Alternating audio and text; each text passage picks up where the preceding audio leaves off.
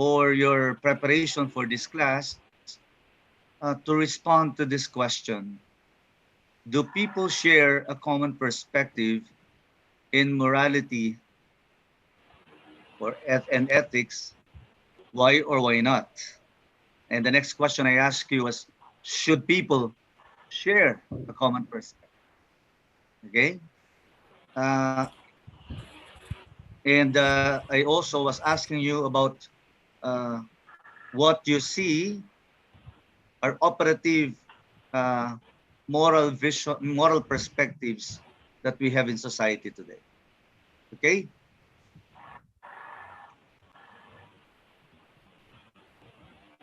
So I'm going to ask some representatives to give a response to this question. Okay. Can we hear uh, from James? What is your response to this? Is James around? Not yet.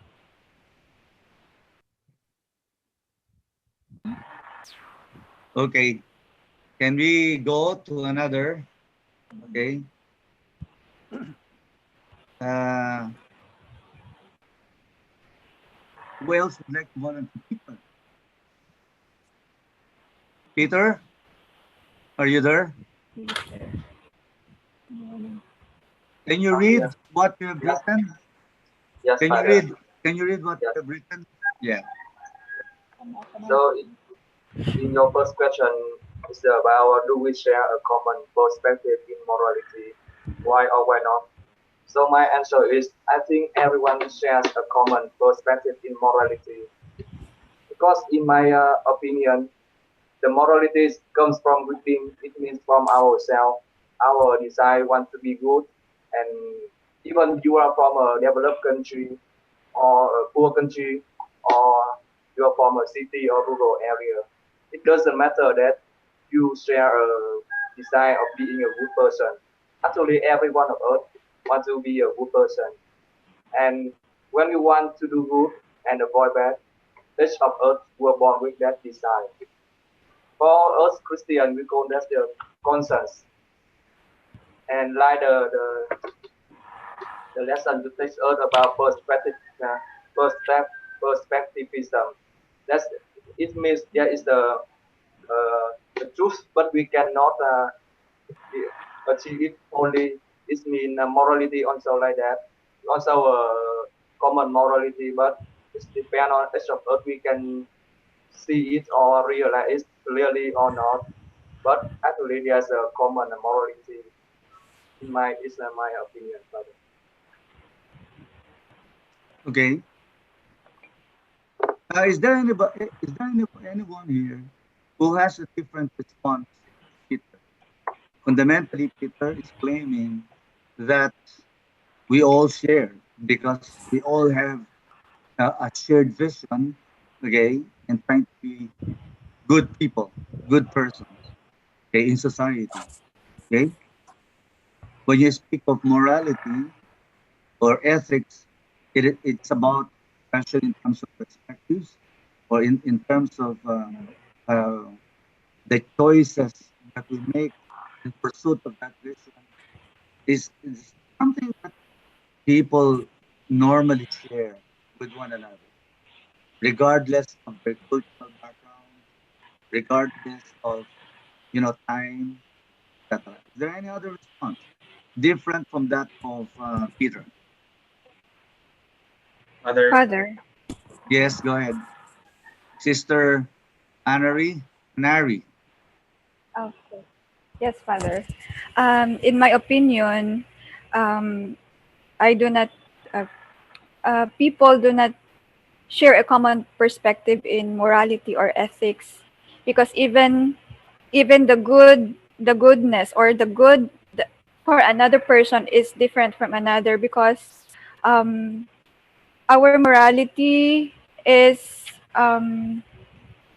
dependent on how we are shaped with the circumstances and environment that we have grown up with. Like the local tradition, my faith or religion, and even my education are all factors that contribute to the uniqueness of my perspective on what is good or what is bad. So yun, Father. Okay, very good. So already we have heard two positions. One claiming that that is something that we can commonly share. Another one is saying that that is something that you know that we cannot really immediately pursue because precisely of the conditioning, okay, and the influences of our experiences, tradition, uh, that are quite unique from one another. Okay. Any other opinion? Father, Go ahead. this is my answer. Julius. Do you share a common perspective in morality? Why or why not? First and foremost, my answer is to this question is no. We do not share a common perspective in morality. Why? Because people in this world has its own perspective in morality. Like for example, in terms of religion, Father, we Catholics have our own doing way of doing morality in practice and practice in different our practice is different from Muslim. Sometimes our belief and practices is not the same to each other. Maybe for us our pattern of morality is right, but for Muslim it is not. For example, the morality of marriage. We Catholics believe that we must marry once for our lifetime, but in Muslim they allow their believers to marry a lot as long as they can support their families. People nowadays has different beliefs in terms of morality. We have our own idea of morality based on our faith, our culture, context, and origin and beliefs. That's why we must respect each other according to our beliefs and context. That's all, Father. Okay, thank you very much. Just want to provide a little nuance to what you said. When you said that among us Catholics, you cannot actually, you can only have one marriage in your lifetime. No, Catholics also are allowed to Mary. have polygamy, okay, Mary. but sequential, sequential polygamy, which means Sequential. Father. sequential. It's not, you cannot have it simultaneously because the Muslims say you can have it simultaneously as long as you're able to support your family and your wife. But among Catholics, you can marry again, provided your previous wife already died. Okay, and you call that sequential polygamy. Okay, it's not. It is not simultaneous. No. Okay. Okay. Maybe Thank you, we Father. could actually, actually have read some of your responses, but I think it would be important to appreciate. Peter was saying that we could have a commonly shared, um, in that sense, morality, precisely because we pursue a similar vision, which is to be good, okay, and to reestablish a good society. We Father, must be, father. yes. Can you not So, hear me? Yes. so if sister and if we go with sister and Julius's a response, so we are saying that morality is not same for everyone. So like doing good or doing good is not, it's not a universal thing. That's Uh, what where the debate lies. I'm going to further develop that. You came late, James. yeah, father, sorry, yes, I have a Okay. problem setting up. Okay. Uh, that's what we are saying. Okay. When you talk about moral vision, I think everybody could agree that we may have something that we need to pursue in terms of a similar vision, which is the pursuit of good. But how do we go moving toward that? That is where the differences lie. Because you have to be able to find ways to pursue that, and people take on different ways in pursuing that. And that, in a way, it's about concrete, particular moralities that we can speak about. Nevertheless, having said that, we could also say that there are debates, no? There are people who position themselves, we'll see. Some who actually would like to believe that you could actually have that morality is always something personal. It is subjective, okay? And it is something that we actually, uh, in a way, relying simply on our own ways of looking at things, as we are determined basically by our experiences, by our education, by our social status, okay? But there are also those who would say that certain moralities are actually also particular precisely because even culturally, you could talk about, society get conditioned by their cultural setup, by their political realities, by their economic condition, or by the religious perspective and ethos. Here we were saying that what we know is always derived from a particular experience and particular interest. Okay, both in the personal level and the structural level. I think we have to be able to consider that first and foremost. But having said that, there are different positions that people take. Okay, in terms of what should be. Okay, what is going on is exactly what we actually see portrayed in this slide. Okay, there are a lot of differences because of differences in different conditioning of the person as well as of the structure in society. But there are several standpoints that people can actually, in a way, take as far as moral perspectives and justifications are concerned. There are those who believe that morality cannot be particular. Morality is always a product of a particular socialization process that is experienced within a given space, okay, amongst the different members of the community. As we said earlier, morality is something that is a result of what people would believe as acceptable moral behaviors and standards that have been proven to be supportive of the communities, on the survival of the communities, and survival as well of the individual. So you can always imagine, especially among the cultural relativists, that morality actually is also, you talk about ethical particularities, no particularism. So morality is always a product of cultural processes, okay, through socialization, okay, that happens within the members of a given community. Okay, but there are those who believe, okay, it may be true that morality starts from certain particular realities, okay, and that you are actually conditioned by your experiences and by the structures that you find in your given society. But they say, but it doesn't have to stop there. Given, for example, the global realities that we experience and the global problems, that we actually encounter in our lives, it is important that we're able to find the common grounds, okay? And that when you go deeper into the logic of particular communities, what you will actually find are common grounds, okay? So there are those who argue that morality cannot but also be universal.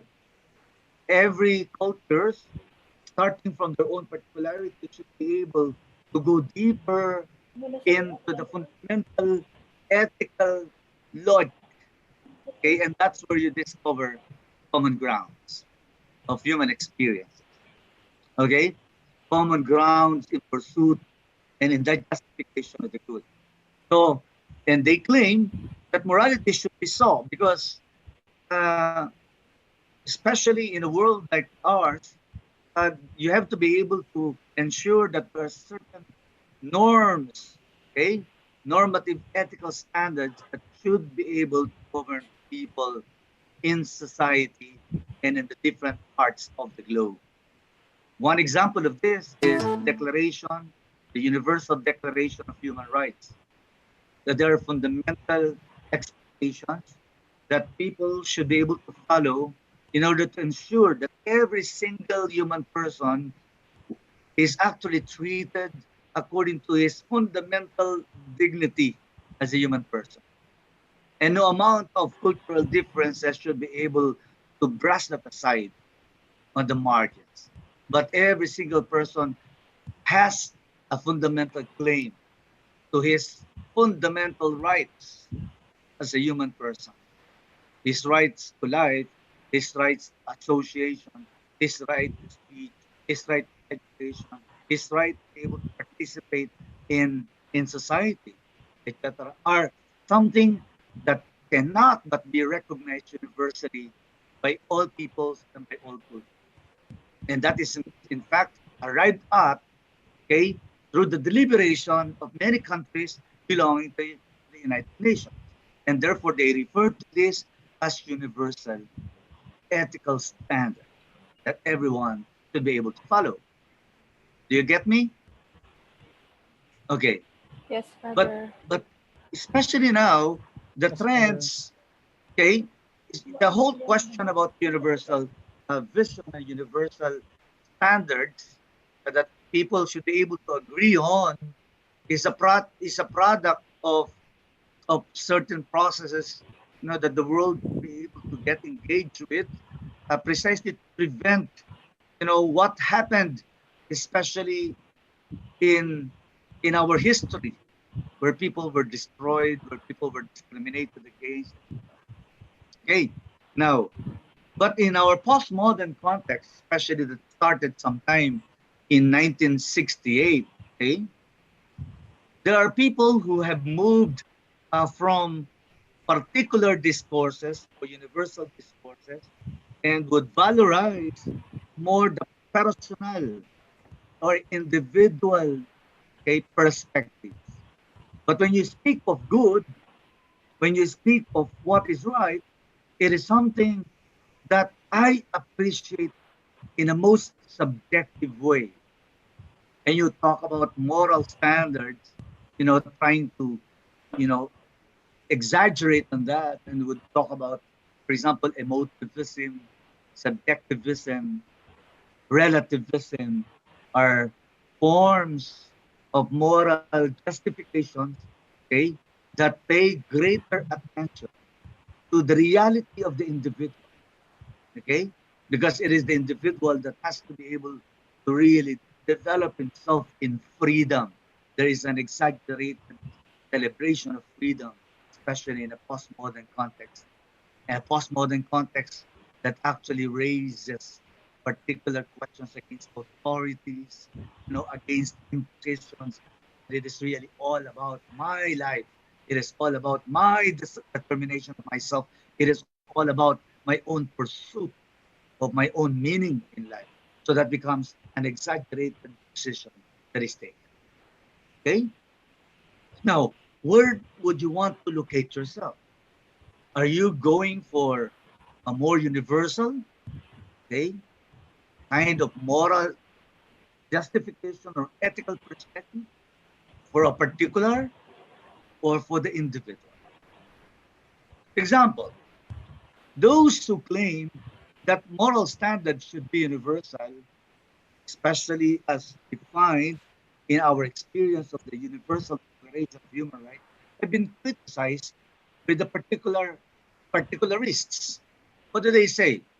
They say, no, what actually they have universalized is only a particular tradition that has claimed certain universality. For example, Declaration of Human Rights is but a product of the liberal tradition that emerged from the West, that wants to universalize itself and impose its own terms on many other cultures and traditions. Okay? And they claim, for example, in the universal rights tradition, in universal claim, what is emphasized are rights. You understand? But they don't give attention so much to the appreciation of duties. Okay? If you look, for example, to the criticisms, okay, in terms of moral, cultural ethics, okay, cultural, a particular relativist ethics, you would see their arguments against the Universal Declaration of Human Rights. Okay, one example of that we will see would be Martin McIntyre. Or there are some Indian philosophers and ethicists uh, who would raise critical questions against universal claims, even to human rights, because that is a product, for example, of particular tradition that has valorized so much rights over duties, over responsibilities. Do you understand? So there is the debate. Or, for example, uh, the United States, for example, would act like an international cop, international police, presuming that it has to guard against abuses against individuals.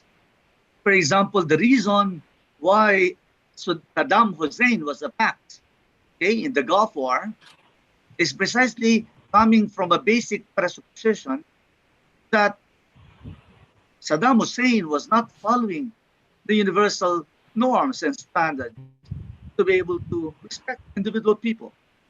And so you have here international, okay, body claiming to be universal and trying to impose its own claims on certain standards. For example, in areas where such are not being followed. Would you legitimize, for example, the attack of the US against a particular culture because it is not following what is presumably universal standards? Okay? Or, for example, in Africa, women are circumcised. Okay? That has become part of their culture. Okay? That is something acceptable in a given particular culture in some African countries. And now feminists are here making a universal claim and they say, no, that cannot be. That is an injustice against women. And therefore, we have to be able to criticize such kind of practices. And you know, there are some priests, Africans, who would even raise critical questions against this criticism and claiming, well, what you're imposing is the standard we have from the West on our standard. Okay? Without realizing that there is an inner dynamics present in such practice for women. What can you say about that? Do you get the problematics that I'm trying to present? And Yes, what can you Father. say about that? RT, what do you think about that? How do you navigate about this different this particular problematic? Who do you think, you know, have greater weight in terms of their own uh, justifications, or in terms of their own logic?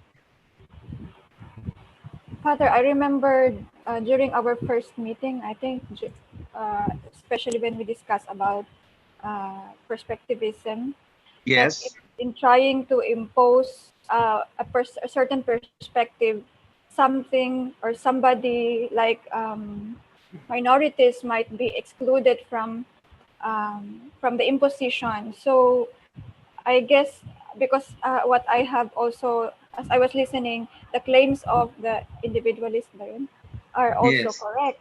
That what the liberals are trying to impose on them is their own set of perspectives. So I guess in order to arrive at really an inclusive, universal perspective, a dialogue has to happen between okay, them in order to understand where the other is coming from.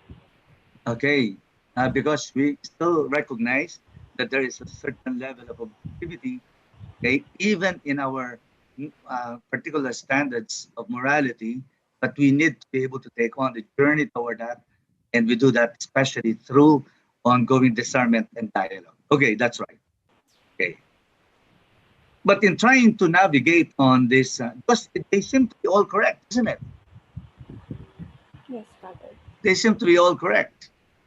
You know, but I think within this perspective, what we should be able to take from the perspective of moral theology, okay, in SBST, we, I'm proposing, I'm going to send you an article that I wrote uh, that talks about a particular perspective that somehow gives a certain direction how to navigate about particular issues.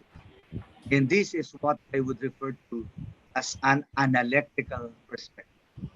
What do you mean by that? Analytical perspective is a perspective starting all the time from the other, that any of these systems, universal, particular, and individual even, self, negates.